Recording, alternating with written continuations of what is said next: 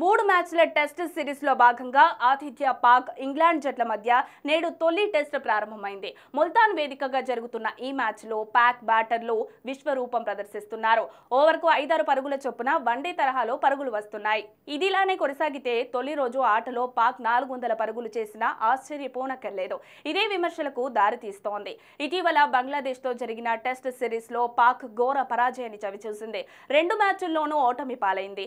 సొంత గడ్డపై 250 పైచిలుకు పరుగులు చేయడానికి ఆతిథ్య పాక్ బ్యాటర్లు నానా అవస్థలు పడ్డారు. అలాంటిది నెలన్నర వ్యవధిలోనే ఆ జట్టు ఆటగాళ్లు గాడిలో పడ్డారంటే అక్కడ ఏం జరుగుతుందో అర్థం చేసుకోవాలి.